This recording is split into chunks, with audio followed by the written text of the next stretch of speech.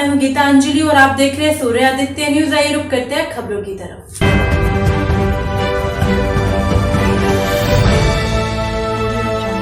कि फिर उनके खिलाफ कोई अन्याय या गरीबों के खिलाफ कोई अन्याय यहां नहीं हो पाएगा। सम्मानित साथियों, मैं चाहता था कि इस बात को मैं सबसे बाद में रखूं, लेकिन 2 दिन पहले जिस तरह का सलूक यहां की पुलिस ने हमारे कार्यकर्ताओं पदाधिकारियों के साथ किया है, मैं डंके की चोट पे ये कहना चाहता हूं कि हम स्वाभिमानी लोग हैं, ना हम किसी पे अन्याय करते हैं और ना कभी हम अन्याय सहते हैं। समय आने दीजिए, अन्याय करने वालों से सूद समेत हिसाब किया जाएगा। मेरी बात का अगर किसी ने कोई अपराध किया है, उसकी सजा उसको कोर्ट देगा।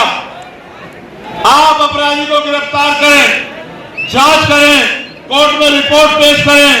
हम संवैधानिक लोग हैं, लेकिन जिस तरह से एक अधिकारी ने अपने जातीय अहंकार को दिखाने के लिए हमारे कार्यकर्ताओं को लातों से पिटवाने का काम किया, मैं उस सम्मानित अधिकारी को भी कहना चाहता हूं, जिस सत्ता के घमंड में या जिस जातीय घमंड में ये किया गया है, सत्ता बदलेगी, आप भी यही रहोगे, हम भी यही रहेंगे। हम भी यही रहेंगे इस उत्तर प्रदेश में। हम उत्तर प्रदेश छोड़ के जाने वाले नहीं है। और सम्मानित अधिकारी महोदय, आपको भी नहीं जाने देंगे। मेरी बात को याद रखना। अगर आपके चहितों ने डेपुटेशन पे कहीं भेज दिया तो वहीं से खींच के यहां आगरा लेके आएंगे। मेरी बात मुझसे बड़ा पुलिस का समर्थक आपको कोई नहीं मिलेगा।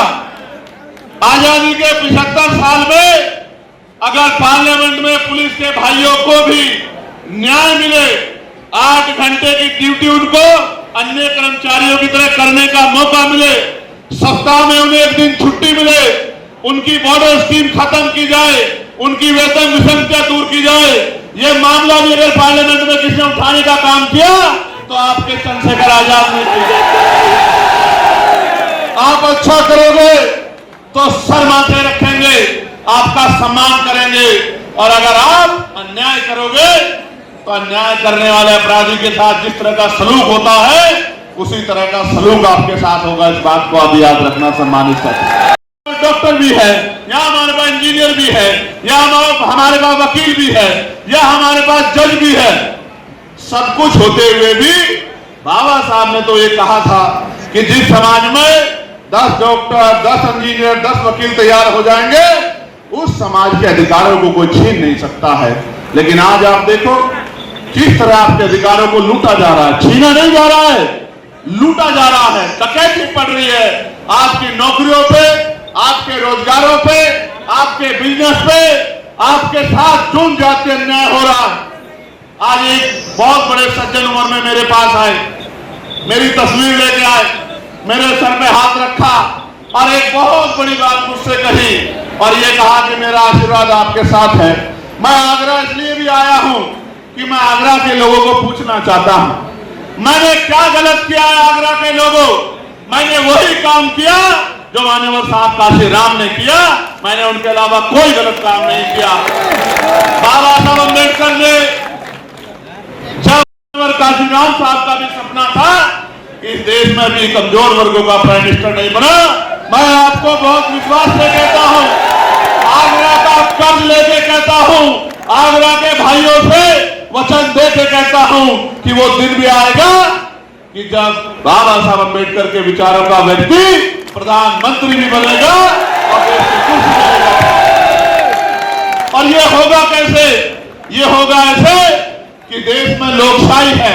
लोकशाही, लोकतंत्र का मतलब होता है जिनका वोट होगा उनका राज होगा, जिनका वोट होगा उनका राज होगा। यही लोकशाही का पैमाना है। और वो नारा ये है कि जिसकी इतनी संख्या वाली उसकी उतनी हिस्सेदारी। नारा ये है कि वोट हमारा, राज तुम्हारा, नहीं चलेगा, नहीं चलेगा। आप और कहीं मत जाओ, हम आगरा पे बात आज करेंगे, आगरा मंडल पे बात करेंगे, आगरा जिले पे आप आज बात आपकी जिंदगी में रोशनी लाने का इंतजाम हम सब लोग करेंगे। मेरी बात को आप याद रखें। मैं आपको विश्वास दिला कहता हूं, जब तक हम लोग बाबा साहब के रास्ते पर नहीं चलेंगे, यानी कि शिक्षित नहीं बनेंगे, संगठित नहीं होंगे और संघर्ष नहीं करेंगे, तब तक कुछ भी बदलने वाला नहीं है। और मैं फिर आपसे कहता हूं, पार्टी के नेताओं से कहता हूं, भीम आर्मी के साथियों से कहता हूं, कार्यकर्ताओं से कहता हूं, मांगने से भीख मिलती है, अधिकार छीनने पड़ते हैं। अगर छीनना चाहते हो अधिकार, तो जिस तरह से पेट पालने के लिए 8 घंटे काम करते हो, रोज पार्टी को आगे बढ़ाने के लिए भी 2 घंटे 1 घंटा काम करो। क्योंकि आदमी भूखा तो रह सकता है, लेकिन अपमानित होकर नहीं रह सकता। इस बात को भी समझने का प्रयास करो। हमारी आबादी बहुत है, हमारी आबादी बहुत है, 85% लोग हैं हम लोग। एक जाति को प्रबुद्ध बता के प्रबुद्ध सम्मेलन करने का काम करती है। और बाबा साहब अम्बेडकर के संविधान में जो समता समानता की बात की गई है, उस समता समानता को नीचा दिखाने का काम करती है। ये बताने का काम करती है कि इस देश में एक ही जाति, एक ही धर्म प्रबुद्ध है और बाकी लोग प्रबुद्ध नहीं है। मैं आज ऐलान के साथ कहना चाहता हूं कि हमें अवसर मिला, इस 75 साल में हमने भारत की कोई पोस्ट नहीं छोड़ी जिस तक हमने पहुंचने का काम ना किया हो। और ये हम सिर्फ आरक्षण के दम पे नहीं पहुंचे, अपनी मेहनत के दम पे भी पहुंचे हैं। ये भी किससे छिपा हुआ? इसका बिल पार्लियामेंट में कौन लेके आया बताओ? इसका बिल अगर पार्लियामेंट में कोई लेके आया कि निजी क्षेत्रों में SC/ST ओबीसी को आरक्षण मिलना चाहिए, तो आपका भाई चंद्रशेखर आजाद लेके आया। आपको गौरवान्वित होना चाहिए। संविधान जय मंडल, जय जोहर। मंडल कमीशन की सिफारिशें हो या जातिगत गणना हो या ईवीएम द्वारा चुनाव को खत्म करके बैलेट पेपर से चुनाव कराना हो, तमाम क्रियान्वयन होते हुए दिखाई दे रहे हैं। देखिए, तेजी से आजाद समाज पार्टी का संगठन उत्तर प्रदेश में विधानसभाओं तक, ब्लॉक तक, गांव तक, बूथ तक लगातार हमारी पार्टी और हमारे पार्टी के जो सहयोगी संगठन हैं वो लगातार कोशिश कर रहे हैं और लगातार प्रयास कर रहे हैं। लगभग सभी विधानसभाओं में 70, 80% हमारा संगठन बन चुका है। अब उस संगठन को, क्योंकि त्रिस्तरीय पंचायत चुनाव आ रहे हैं, उसको और सक्रिय करके भाईचारा कमेटियां बना के प्रबुद्ध सम्मेलन के जरिए सत्ता की भूख, क्योंकि जिन पे पावर होती है उन्हीं का आत्मसम्मान भी सुरक्षित रहता है, उन्हीं को अवसर भी मिलते हैं। ये भूख जो है, जो पिछले 15 साल में हमारे लोगों में ठंडी हो गई थी, उसी भूख को दोबारा जगाने के लिए कि वो लोग राजकाज को समझे।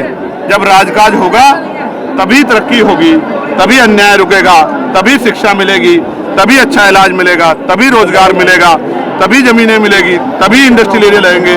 ये बात समझाने के लिए हम लोग हर मंडल समीक्षा कर रहे हैं।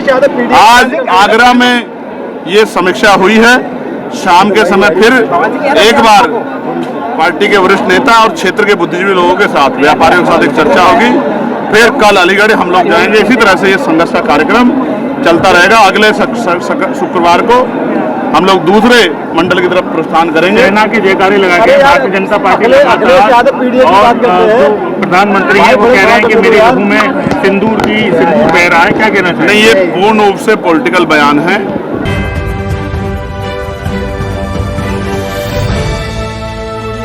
आज के लिए खबरों में बस इतना ही। कल फिर होगी आपसे मुलाकात। नमस्कार।